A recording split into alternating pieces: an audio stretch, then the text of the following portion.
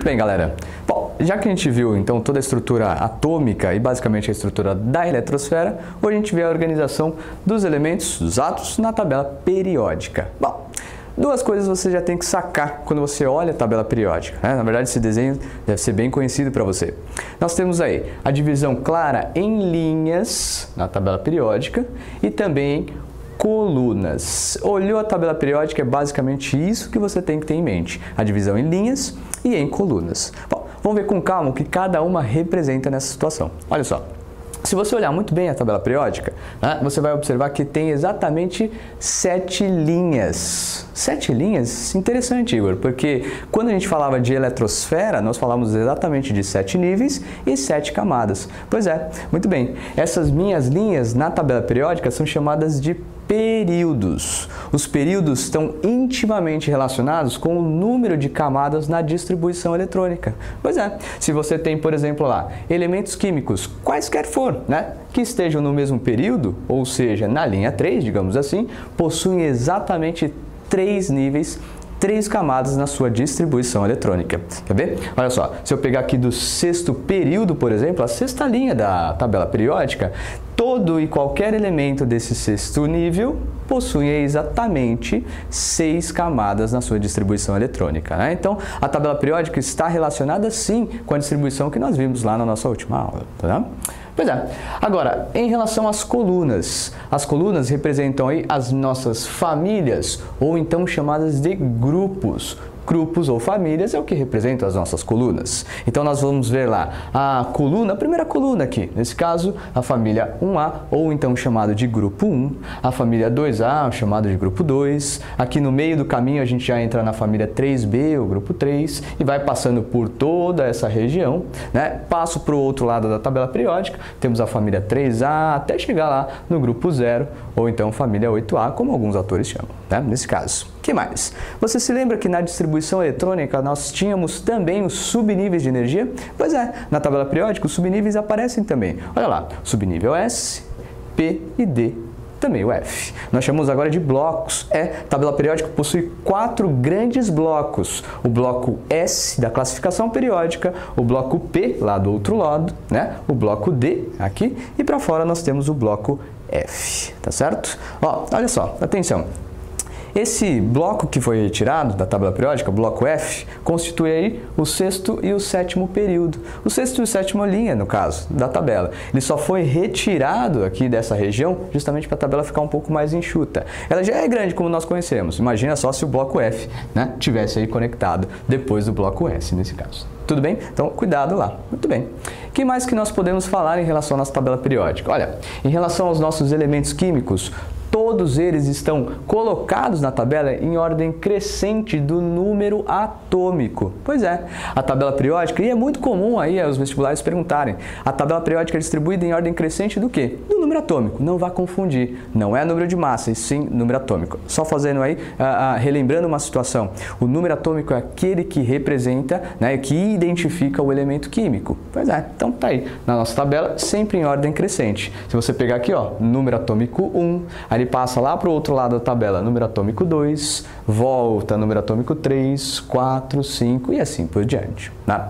A gente pode também, né, separar os elementos dentro da tabela em elementos ditos representativos ou então elementos de transição.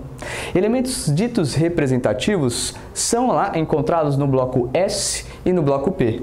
Bloco S e bloco P, então, da tabela periódica é chamada de elementos representativos. Os elementos de transição, por outro lado, são aqueles encontrados no bloco D e no bloco F. Percebam muito bem, olha lá, ó, bloco D e bloco F, são todos elementos de transição. Então, só um cuidado, que aqui a gente pode chamar de elementos de transição em relação ao bloco F, de transição interna, transição interna. Então, cuidado aí se aparecer esse termo, não se assuste. Estamos falando do bloco F. Pois muito bem. O que mais que nós podemos falar que é interessante você já anotar nessa situação? Atenção aí que os elementos representativos são os mais utilizados, né? São os mais importantes. Depois eu falo um pouquinho mais de cada um dessas famílias dos representativos. Mas o interessante de notar é que o número da família para esses caras aqui, representativos, bate exatamente com o número de elétrons da camada de valência. Se você não lembra muito bem o que era a camada de valência, dá uma voltada em alguns nossos vídeos anteriores que a gente fala realmente o que é a camada de valência. Bom, mas então, se bate o número de elétrons da camada de valência, perceba, família 1A, o grupo 1, eu tenho exatamente um elétron na camada de valência. Família 2A, o grupo 2, 2 elétrons na camada de valência, né? Se é representativo, cuidado.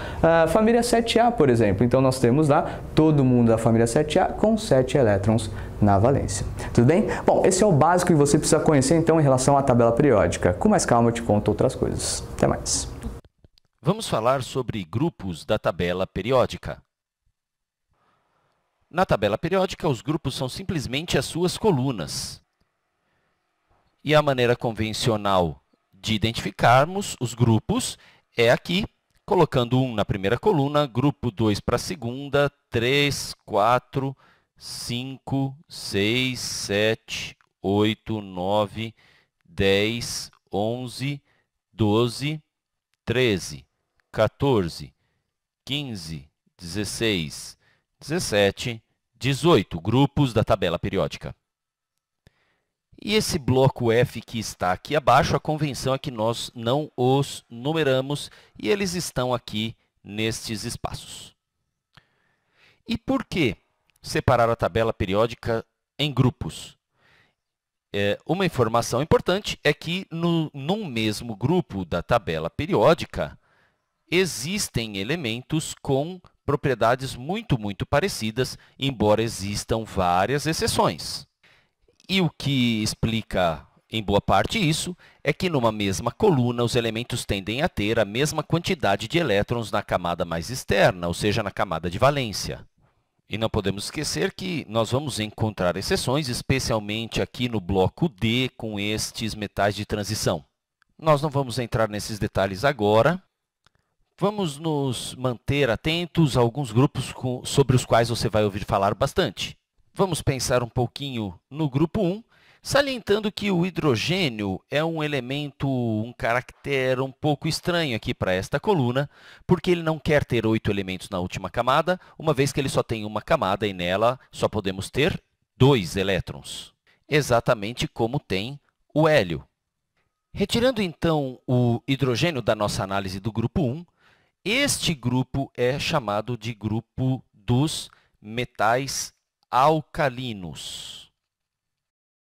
O hidrogênio não é considerado um metal alcalino. E por que todo mundo deste grupo, claro, tirando o hidrogênio, tem similaridades nas reações? Por exemplo, na configuração eletrônica do lítio, nós vamos encontrar a configuração eletrônica do hélio e acrescentando mais um elétron. Nós vamos ter, então, a configuração do hélio, que tem apenas uma camada, mais um elétron da próxima camada, que é a 2s1. Ele tem apenas um elétron na última camada. O sódio, fazendo a mesma análise, o sódio tem a mesma configuração do neônio, acrescentando um elétron, neônio, acrescentando um elétron. O neônio tem a segunda camada completa, então nós vamos ter um 3s1 aqui como última camada do sódio. O que acontece, então, com os elementos do grupo 1 é que todos eles têm apenas um elétron na última camada e eles querem doar esse elétron, eles querem muito doar esse elétron para atingir a regra do octeto, ou seja, ficar com 8 elétrons na última camada e atingir a estabilidade desejada por todos os átomos. Por isso, é muito difícil encontrar estes elementos na natureza sem que eles tenham reagido com alguém. Eles são elementos muito reativos. E esses elementos têm características muito próximas, eles são brilhantes, por exemplo. Vamos olhar para outro grupo. O grupo 2 que nós temos aqui é o grupo do que chamamos de metais alcalino-terrosos. O grupo 2, o grupo dos metais alcalino-terrosos, tem uma característica em comum, que é o fato de terem 2 elétrons na camada de valência. E nós já sabemos que é muito mais fácil eles perderem estes 2 elétrons do que ganharem 6 para completar os 8 elétrons da última camada. Eles também são, portanto, bastante reativos. Mas algo interessante acontece quando vamos aqui para o bloco D. Nós já estudamos isso quando vimos a distribuição eletrônica, mas vamos dizer agora que vamos olhar para o escândio, elemento de número 21. A configuração eletrônica do escândio vai ser a mesma do argônio. E nós vamos completá-la olhando para o primeiro, segundo, terceiro, quarto período. Então, 4s2. E vamos começar a preencher o subnível D. Teremos, então, 3d1. Quantos elétrons há na camada mais externa do escândio? Estamos falando aqui da quarta camada. Temos aqui 2 elétrons na última camada, é o que define a reatividade do escândio. Mas nós vamos preenchendo o subnível D quando estamos olhando aqui para os metais de transição e vamos encontrar exceções em relação a isso aqui. Vamos agora olhar para outro grupo. Vamos olhar para esse bloco aqui, que é o bloco P. Vamos olhar para a configuração eletrônica, por exemplo, do carbono. O carbono vai ter a mesma configuração eletrônica do hélio. E teremos aqui 2s2, 2p2. Quantos elétrons, então, tem o carbono na camada de valência? São 4 elétrons, certo? 2 mais 2. Assim como os outros elementos desse grupo têm 4 elétrons na camada de valência. O carbono tem um ambiente de ligações semelhante ao do silicone, por exemplo. E nós podemos prosseguir e, por exemplo, aqui o oxigênio e o enxofre, ambos querem ganhar 2 elétrons para completar os 8 na última camada, em que há 6. Vamos olhar para este grupo especial, que é o grupo dos chamados halogênios. Este grupo 17 tem os elementos com 7 elétrons na última camada, ou seja, na camada de valência. Isso significa que eles querem ganhar apenas 1 elétron para atingir a estabilidade e, portanto, eles são muito reativos. E eles são especialmente reativos com os alcalinos, os metais alcalinos. Por quê? Os metais alcalinos têm apenas 1 elétron na última camada e eles querem doar este elétron. Os halogênios querem recebê-los. Então, são bastante reativos ambos e entre eles acontecem muitas reações. E o grupo 18 recebe o nome de gases nobres. E eles têm a propriedade similar de não serem reativos. E por que eles não querem reagir?